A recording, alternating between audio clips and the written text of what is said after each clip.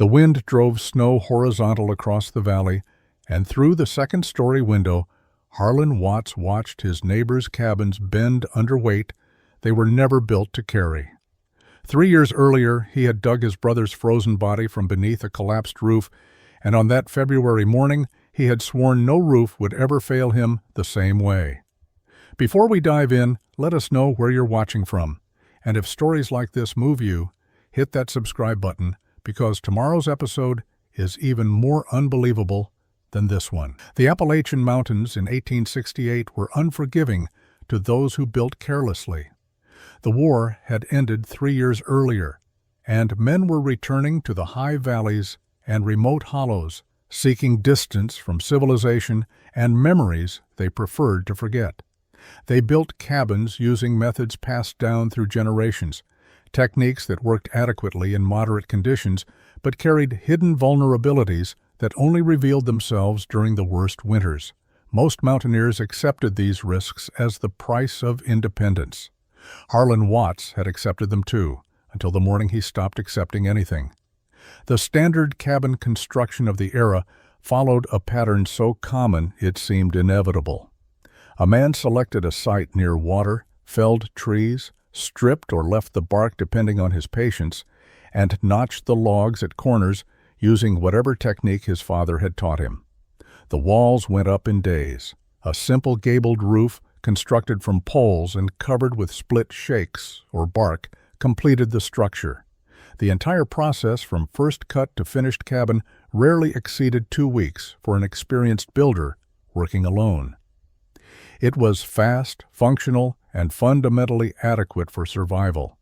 But adequate was a word that assumed normal conditions, and mountain winters were rarely normal. Harlan was 37 years old in the winter of 1868.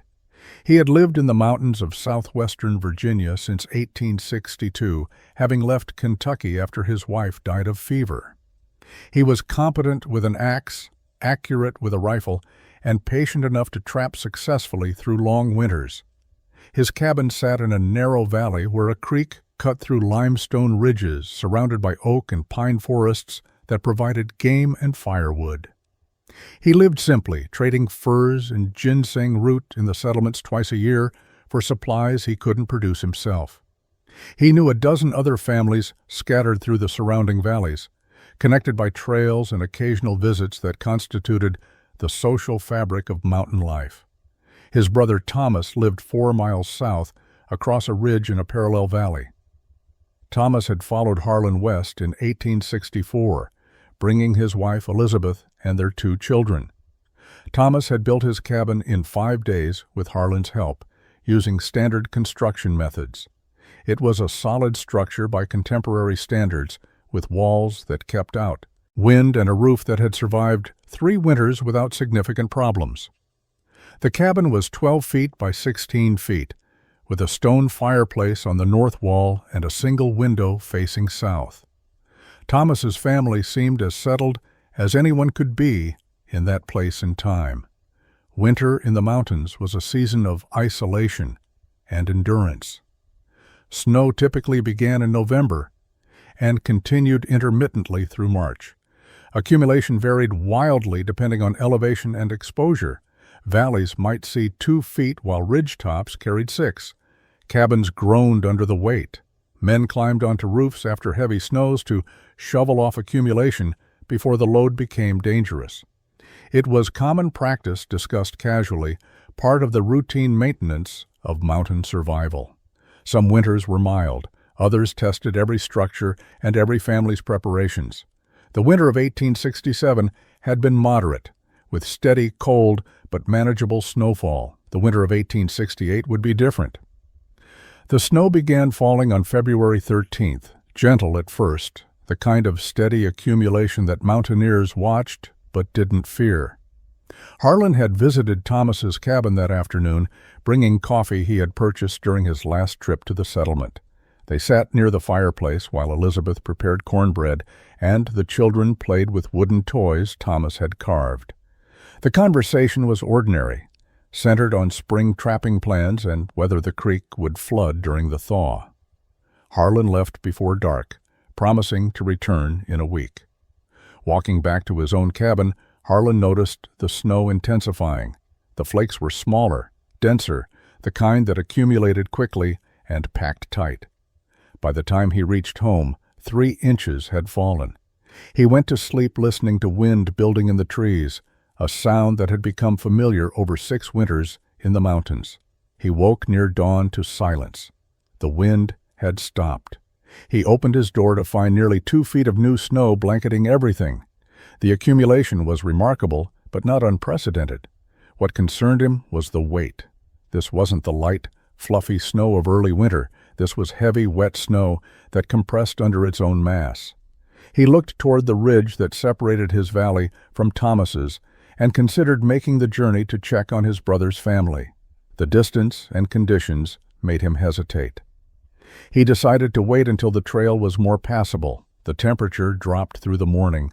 The wet snow froze solid, locking its weight onto every surface. Harlan spent the day splitting firewood and melting snow for water. He thought about Thomas's cabin, trying to remember the last time his brother had cleared the roof. It had been a mild winter until this storm. There had been no need. The sound came just after midnight. It wasn't loud enough to be certain, but Harlan had heard timber breaking before. He lay awake listening, wondering if the sound had come from his own roof settling or from somewhere distant. He checked his own structure, finding everything solid. The unease stayed with him through the remaining dark hours. At first light, he started toward Thomas's cabin. The journey took 3 hours through deep snow. He saw the collapsed roof from 50 yards away.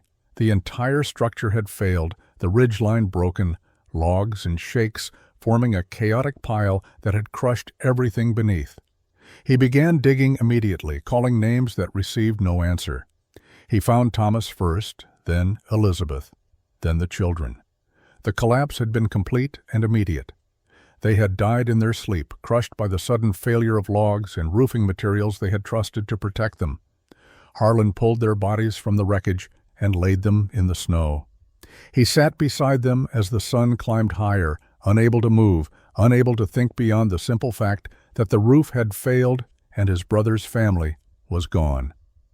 Harlan buried Thomas's family on a hillside above the ruined cabin. The ground was frozen, and it took him 2 days to dig graves deep enough.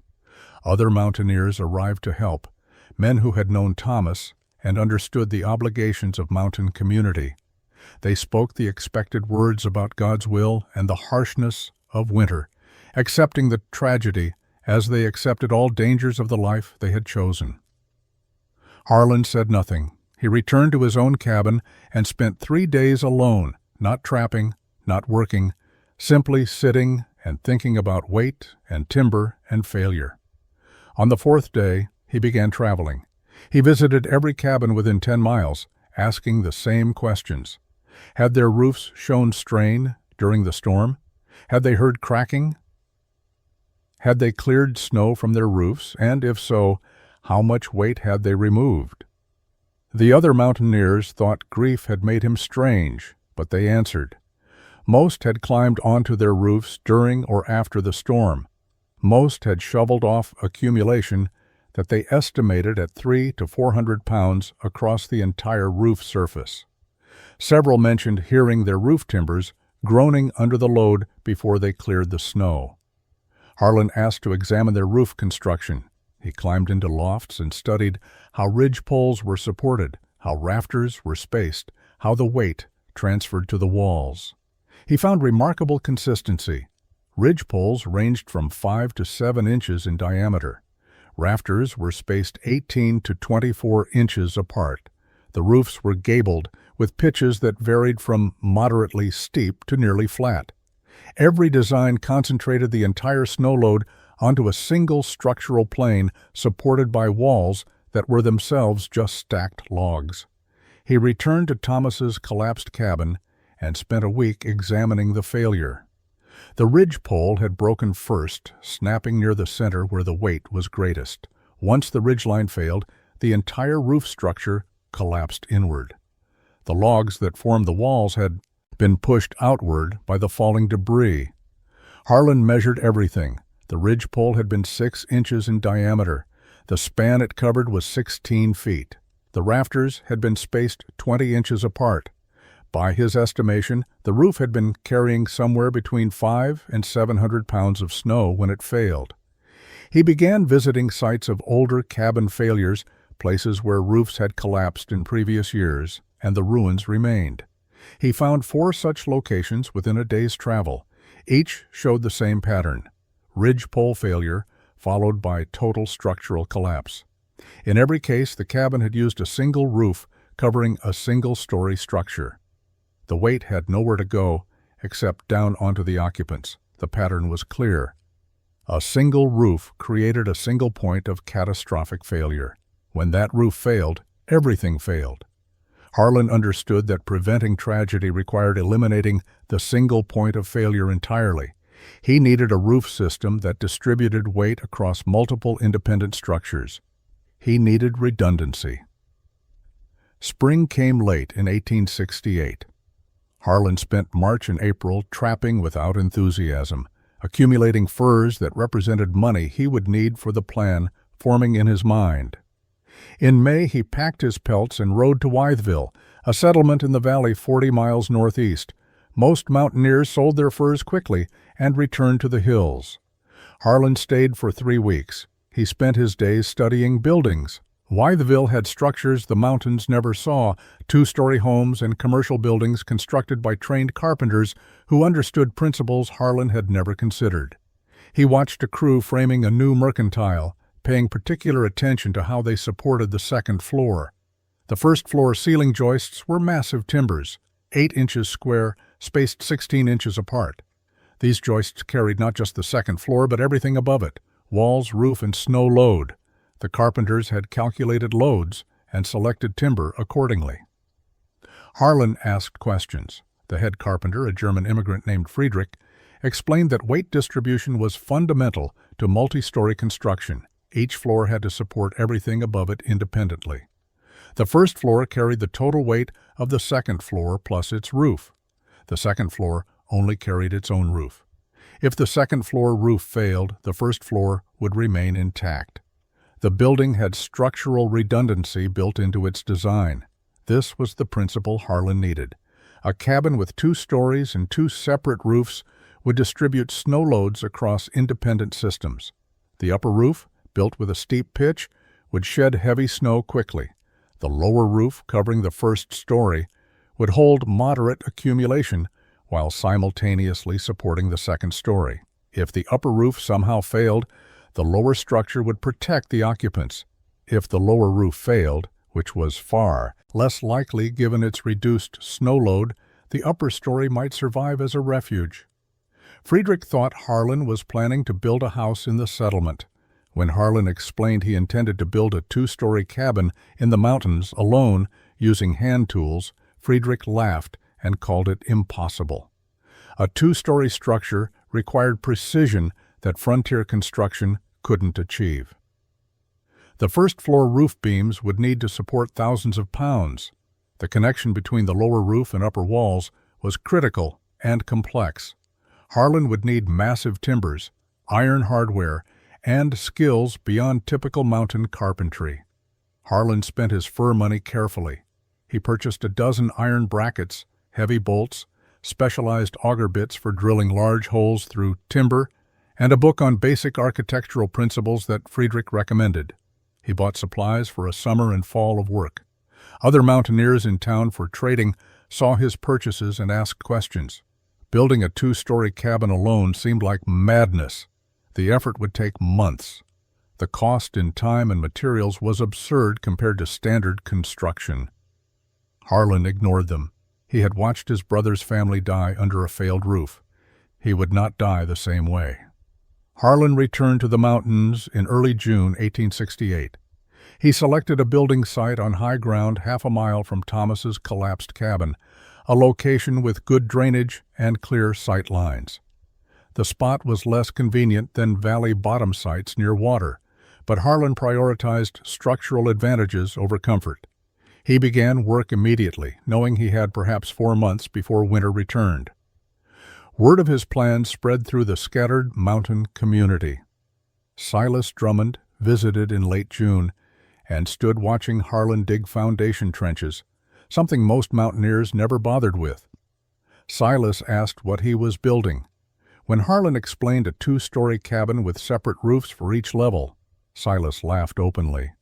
He said Harlan was building a cabin on top of a cabin, doubling his work for a structure that would collapse under its own weight before the first snow. He called it Harlan's Folly and promised to help dig Harlan out when the whole thing fell on him. Jacob Mercer and Robert Finch stopped by in July. They examined the foundation and the first-floor walls rising slowly from carefully fitted logs. Jacob said the weight of a second story would crush the first floor. Robert said 2 roofs meant twice the maintenance and twice the points of failure. They asked why Harlan wouldn't just build a normal cabin and shovel the roof after storms like everyone else. Harlan didn't argue. He simply continued working. The first-floor walls took 6 weeks. Harlan rejected logs that weren't straight and uniform. He needed walls that would bear extraordinary weight without settling or shifting. Each log was stripped, shaped, and fitted with care that went far beyond standard. Construction. The corners used traditional saddle notching, but Harlan reinforced them with iron brackets bolted through multiple logs, distributing stress across the entire corner structure rather than relying on wood-to-wood contact alone. The first-floor roof was where Harlan's obsession became visible. Standard cabin ridge poles were 6 inches in diameter. Harlan cut ridge poles that were 10 inches in diameter, selecting the densest oak he could find. He tested each candidate by supporting the center and loading weight on both ends, looking for any flex or weakness. He rejected 3 trees before finding timber that met his requirements. Transporting these massive logs to his building site required a full week of cutting, hauling, and positioning. The ridge poles spanned 14 feet, the width of his cabin. Harlan supported them on the top course of logs using mortise joints that locked them in place. Across these ridge poles, he laid rafters spaced 12 inches apart, closer than standard construction. Each rafter was 6 inches in diameter. The resulting framework was absurdly overbuilt by mountain standards, but Harlan understood it had to support not just its own roof and snow, but an entire second story with its own walls, roof, and snow load. By late August, the first-floor roof was complete, covered with split oak shakes laid in overlapping courses. The critical moment came in early September. Harlan stood on his completed first-floor roof, solid beneath his feet, and began building the second story directly on top of it. This was the point where every skeptic expected failure. The weight of additional walls and another roof would crush the structure below, or so they predicted. Silas Drummond visited specifically to watch what he assumed would be a collapse. He sat on a stump 50 yards away, waiting. Harlan had planned the load distribution carefully. The second-story walls would sit directly above the first-story walls, transferring weight straight down through the stacked logs to the foundation. He wasn't cantilevering weight outward or creating unsupported spans. The first-floor roof beams ran perpendicular to both the front and back walls. When he placed second-story wall logs, their weight bore down on the massive ridge poles and rafters he had spent weeks installing. The structure held without visible deflection. The second-story walls rose slowly through September. Each log was lighter than those used below, 8 inches in diameter rather than 12, reducing unnecessary weight while maintaining structural integrity.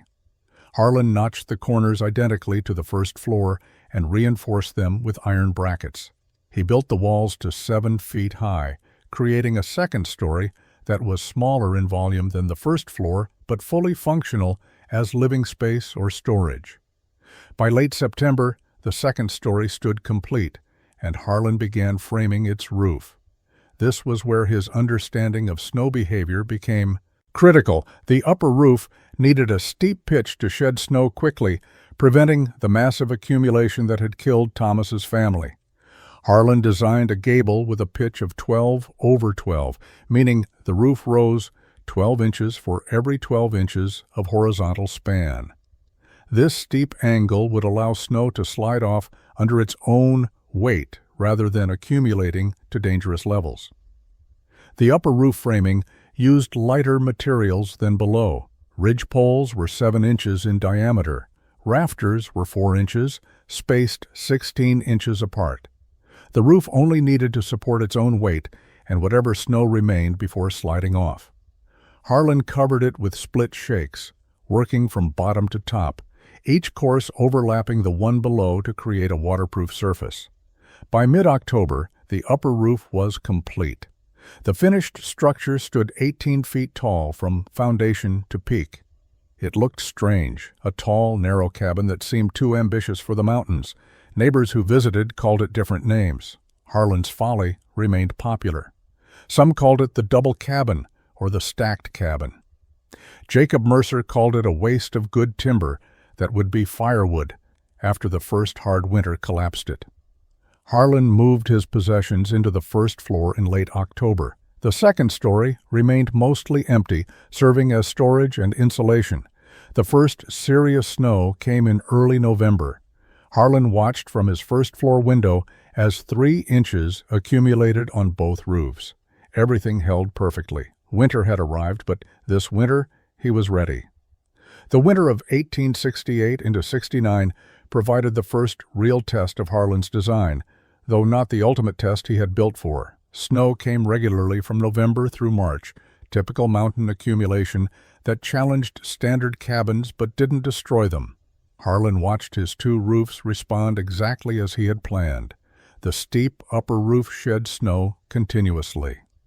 Even moderate accumulation of 4 or 5 inches would begin sliding off within hours of the snowfall stopping, especially when daytime sun warmed the shakes enough to break the snow's grip. The lower roof, with its gentler pitch, held snow longer, creating an insulating layer that kept the first-floor interior warmer than any cabin Harlan had lived in previously. The thermal property surprised him. Heat from his fireplace rose into the second story, warming that space without additional fire. The warm second story created a buffer zone between the cold roof above and the living space below. Less heat escaped through the first-floor roof because the second story trapped it. Harlan burned less firewood than in previous winters while maintaining more consistent interior temperatures. The 2-story design provided insulation benefits he hadn't fully anticipated. In February, a significant storm dropped 18 inches of heavy snow over 2 days. Harlan climbed to his second-story sleeping area and watched. Through the window as the upper roof accumulated perhaps 6 inches before the weight caused sheets of snow to slide off in spectacular cascades. The lower roof held more, maybe 10 inches, but showed no strain. The massive beams he had installed carried the load easily. After the storm, he estimated the total weight on his lower roof at 300 to 400 pounds. His ridge poles and rafters didn't flex or creak. Meanwhile, he could hear neighbors shoveling their roofs, a task he didn't need to perform. Silas Drummond visited in March and admitted the cabin had survived better than expected. He still maintained it was excessive effort for marginal benefit. Any man could shovel his roof after storms. Why spend months building something so complicated when a normal cabin with occasional maintenance worked adequately? Harlan didn't argue. He simply pointed out that Thomas had died in a normal cabin with adequate construction. Silas had no response to that. Spring and summer of 1869 passed quietly. Harlan trapped, hunted, and made minor improvements to his cabin.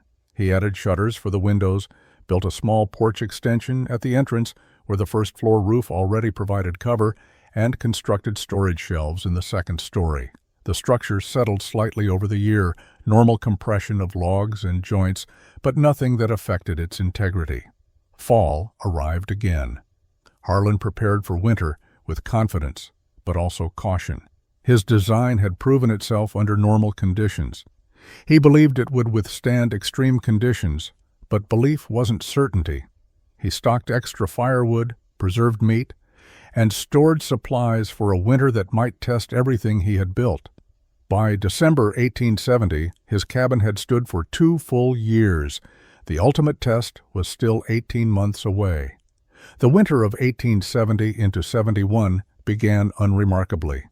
November brought light snows and cold temperatures, typical mountain weather that caused no concern. December was colder than usual, with clear skies and hard freezes that locked the ground solid.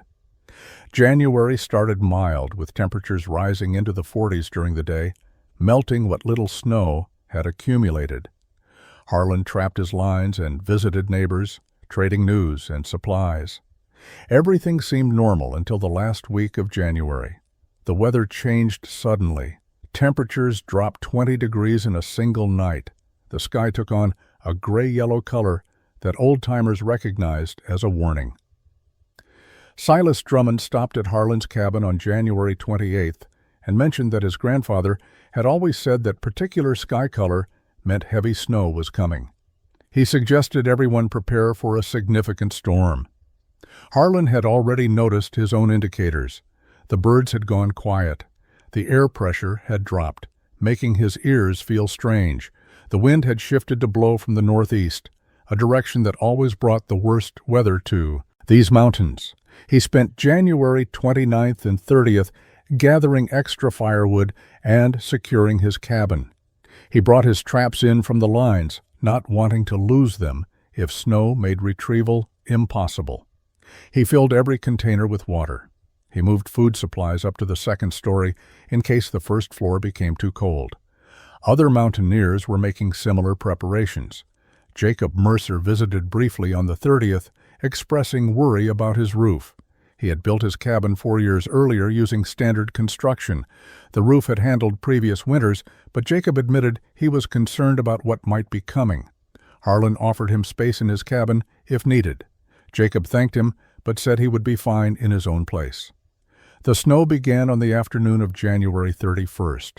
Light flakes at first, the kind that might amount to a few inches. By evening, the flakes were smaller and falling faster. By midnight, 4 inches had accumulated. Harlan went to sleep listening to wind building in the trees, a sound he had learned to measure. This wind was stronger than normal storm winds. He woke at dawn on February 1st to find 8 inches of new snow. The storm showed no signs of stopping. The wind drove snow horizontal across the valley, creating drifts against the north side of his cabin. He could barely see the tree line 50 yards away. Throughout the day, the snow continued. By evening, the accumulation measured 16 inches. Harlan climbed to his second story and looked out at the dimly visible shapes of neighboring cabins. He could hear creaking, the sound of timber under strain, though whether from his own structure or others was impossible to determine. His own roofs seemed solid. The upper roof was shedding snow continuously despite the ongoing storm. The lower roof was accumulating weight, but nothing concerning yet. The storm intensified through the night of February 1st.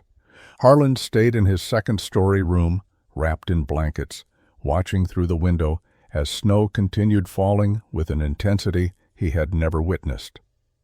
By his estimation, more than 2 feet had fallen since the storm began, and it showed no signs of stopping. The wind had reached a howling pitch that made the entire cabin vibrate slightly. He could feel the structure moving, subtle shifts, as wind pushed against walls and roofs, but nothing felt dangerous. His massive timbers and overbuilt construction were handling forces that would have terrified him in a standard cabin. Around midnight, he heard the first collapse. The sound was distinct even through the storm, a sharp crack followed by a prolonged crashing that could only be timber failing and a structure coming down. The sound came from the direction of Robert Finch's cabin, perhaps a mile south.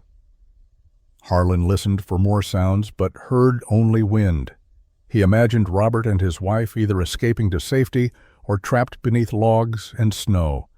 There was nothing he could do in darkness. During a blizzard, he stayed at his window, watching. An hour later, another collapse, this one closer. The crack was louder, unmistakable. Harlan thought it might be William Cotter's place, half a mile east across the creek. The sound echoed off the ridges before the wind swallowed it. He wondered how many cabins were failing tonight, how many families were dying the way Thomas's had died. His own cabin stood solid. The upper roof continued shedding snow in periodic slides that sent cascades tumbling past his window. The lower roof was heavily loaded. He could see that even in darkness, but the structure showed no distress. The engineering principles he had learned were proving themselves in real time. Dawn came slowly on February 2nd, revealing a landscape transformed. Snow lay 3 feet deep in level areas, with drifts reaching 5 or 6 feet against north-facing obstacles.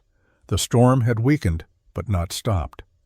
Harlan could see perhaps 100 yards through falling snow. What he saw made his chest tighten. William Cotter's cabin was a collapsed ruin. The roof caved completely inward. Beyond it, barely visible through the storm, another cabin showed a partially collapsed roof, the ridgeline sagging at a sharp angle. By mid-morning, people started arriving at Harlan's cabin. William Cotter came first, half frozen, explaining that his roof had failed around 1 in the morning. He had escaped through a window before the complete collapse, leaving everything behind. His wife had gotten out behind him. They had spent the rest of the night in their small barn, huddled with their livestock for warmth. Jacob Mercer arrived an hour later with his family. His roof hadn't collapsed but was sagging dangerously. He had heard timbers cracking and decided evacuation was safer than waiting. By afternoon, 14 people had crowded into Harlan's first-floor room, the only cabin within walking distance that had remained completely intact. The storm ended on the morning of February 3rd. The sun emerged into a sky so blue it seemed unreal after 3 days of gray chaos. The snow depth measured 38 inches in level ground, with drifts reaching 7 feet. Harlan's cabin stood exactly as he had built it, showing no damage, no strain, no evidence of the catastrophic forces that had destroyed or damaged half the structures in the surrounding valleys. The people sheltering inside had survived comfortably, warmed by his fireplace and protected by engineering they had mocked 18 months earlier. William Cotter stood outside examining Harlan's roofs, trying to understand what he was seeing. The upper roof had perhaps 6 inches of snow remaining. The lower roof carried maybe 14 inches, a fraction of what had fallen. Cotter asked how it was possible. Harlan explained the principle simply: 2 roofs instead of 1, steep pitch above to shed weight, moderate pitch below to distribute load across massive beams. Independent structures, so failure of one wouldn't doom the other. Cotter listened carefully, asked detailed questions about beam dimensions and roof angles, and said he would rebuild using similar methods. Over the following weeks, as the snow slowly melted and people assessed the damage, the scope of the disaster became clear. 5 cabins had collapsed completely. 8 others had suffered severe roof damage requiring major repairs. 3 families had lost members, crushed in collapses or frozen after evacuating into the storm. Only Harlan's cabin and 2 others built with unusually heavy timber had survived without damage. The mountaineers who had called Harlan's design folly now asked him to teach them his techniques. Harlan spent the spring and summer of 1871 helping neighbors rebuild. He shared everything freely, explaining his choices, demonstrating his methods, answering questions with patience. Not everyone adopted the full 2-story design. Some built single-story cabins with oversized beams and steep roofs, applying his principles selectively. Others constructed true double-eave cabins, understanding that the redundancy was worth the effort. The term spread through the region. A cabin built to Harlan's specifications became known as a double-eave cabin or a storm cabin, names that carried respect rather than mockery. The technique spread beyond those Harlan taught directly. Travelers carried descriptions to other valleys. Settlers, moving into the region, asked about the unusual tall cabins and learned the story of the Storm of 71. By 1875, variations of Harlan's design appeared across the Appalachian highlands wherever heavy snow was common. The exact details varied, but the core principle remained. Multiple roof systems provided redundancy that single roofs could never achieve. Harlan lived in his cabin for 25 more years. He never married again, never built another structure. He trapped and hunted and helped neighbors when needed. In October 1893, at age 67, he died quietly in his second-story sleeping room, the same room where he had watched the storm destroy everything around him, while his own creation stood firm. He was buried beside Thomas on the hillside above the collapsed cabin that had started everything. The Double-Eave cabin stood for decades after Harlan's death, sheltering new families, weathering storms, remaining solid while lesser structures failed and were rebuilt and failed again. The innovation persisted, not through fame or recognition, but through simple effectiveness.